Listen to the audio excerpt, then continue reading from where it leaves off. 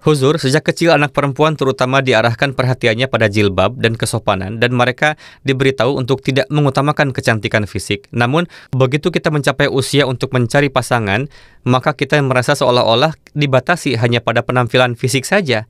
Banyak gadis merasakan kontradiksi ini dan harus menghadapinya. Apa nasihat Huzur berkenaan dengan hal ini? Jika mereka tidak mematuhi ajaran Islam, maka itu bukan kesalahan ajaran Islam. Itu adalah kesalahan masyarakat Anda. Itu adalah kesalahan keserakahan di pihak orang-orang. Itu adalah kesalahan melupakan Allah Ta'ala.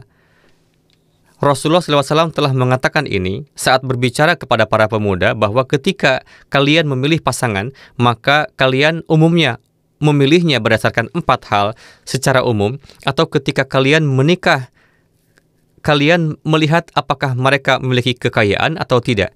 Saat ini ketika para pemuda pergi dan bertanya kepada gadis berapa banyak perhiasan yang akan Anda berikan, dan tidak hanya itu, tetapi pihak gadis bertanya kepada pemuda, apakah kamu memiliki rumah sendiri atau kamu akan tinggal bersama orang tua kamu?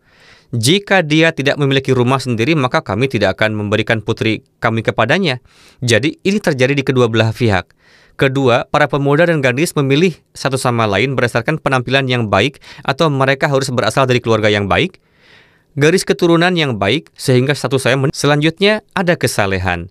Bahwa gadis itu harus baik dan religius, dia harus sopan, dia harus memiliki rasa takut kepada Allah Ta'ala dan Rasulnya, dia harus mengamalkan ajaran Islam. Rasulullah menyatakan bahwa di antara 4 hal ini, lamaran terbaik adalah ketika Anda memilih seorang gadis karena kesalehannya. Berkat ini, keturunan Anda di masa depan juga akan mengikuti kesalehan. Sekarang, nasihat ini oleh Rasulullah disampaikan kepada para pemuda bahwa kalian harus lebih memilih gadis yang religius. Sekarang, seorang pemuda seperti itu tidak akan memilih gadis religius yang menghabiskan sepanjang hari melihat konten eksplisit di internet dan selalu terlibat dalam bergosip dengan orang-orang atau melakukan tindakan buruk atau merokok atau bahkan tidak melaksanakan salat 5 waktu. Dia tidak akan mengatakan bahwa saya tidak melaksanakan salat 5 waktu, tetapi istri saya harus rajin sholat. Apa urusannya dia dengan hal seperti itu? Dia bahkan tidak tahu apa itu salat. Itulah sebabnya nasihat ini ditujukan untuk keduanya. Jadi dalam masyarakat ini, di mana anak-anak perempuan diajarkan tentang kesopanan, orang tua berkata kepada anak laki-laki bahwa mereka bebas melakukan apapun yang mereka inginkan. Padahal seharusnya ada lebih banyak batasan yang diberlakukan pada anak laki-laki. Mereka harus dijaga dengan ketat. Ketat dalam hal bahwa mereka harus dididik. Khudamul Ahmadiyah, Atfalul Ahmadiyah, Ansarullah harus mengajar anak-anak mereka. Orang tua harus mengajar anak-anak mereka. Di mana anak perempuan sedang dilatih secara moral, di sana anak laki-laki juga harus dilatih secara moral. Anak laki-laki tidak boleh diberi kebebasan penuh. Saya telah mengatakan ini berkali-kali sebelumnya. Jadi hanya ketika ada kesalehan dari kedua belah pihak, barulah akan membawa efek yang baik. Jika tidak, gadis itu juga memiliki kebebasan untuk memilih siapa yang ingin dia nikahi. Jadi dia menemukan orang yang saleh. Jadi masyarakat kitalah yang keliru. Apakah masyarakat kita? Kalian semua yang duduk di sini di hadapan saya tidak tahu apakah ada orang Jerman atau orang keturunan Afrika di antara kalian atau tidak. Kalian semua berasal dari Pakistan. Pemikiran kita telah menjadi sedemikian rupa sehingga kita ingin menekan anak perempuan dan memberi kebebasan penuh kepada anak laki-laki. Padahal ada kebutuhan untuk memperbaiki anak laki-laki juga. Mereka juga memerlukan tarbiyat. Dan hadis harus diberitahukan kepada mereka bahwa Rasulullah menyatakan bahwa pilihan gadis-gadis yang saleh dan gadis-gadis yang saleh hanya bisa ditemukan jika kalian sendiri menjadi soleh.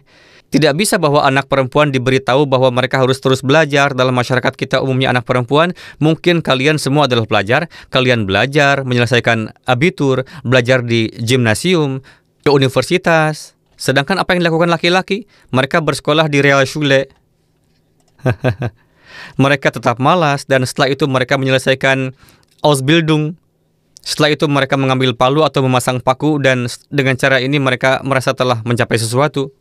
Anda tidak bisa mencapai apa-apa melalui hal ini. Anak laki-laki harus ditarbiyati. Itulah sebabnya Allah menyatakan dalam Al-Quran bahwa baik laki-laki maupun perempuan berdoa kepadaku agar dikaruniai keturunan yang sehat dan dikarunia anak laki-laki yang baik. Dan ketika Allah Ta'ala menganugerahkan mereka anak laki-laki seperti itu, mereka menjadi bersalah melakukan syirik dengan menempatkannya setara dengan Allah Ta'ala.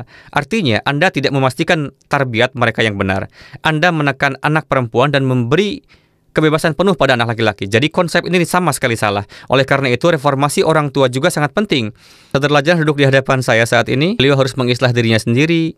para kaum ibu dan wanita lain dari jemaat, dan anak-anak perempuan juga harus diislah. Anda harus membuat program untuk berusaha menjadi saleh dan kemudian mengislah orang lain juga. Jika tidak ada orang lain yang maju untuk mereformasi orang lain, majulah Anda untuk tugas ini. Oke? Ini adalah solusi untuk masalah ini dan tidak ada solusi lain.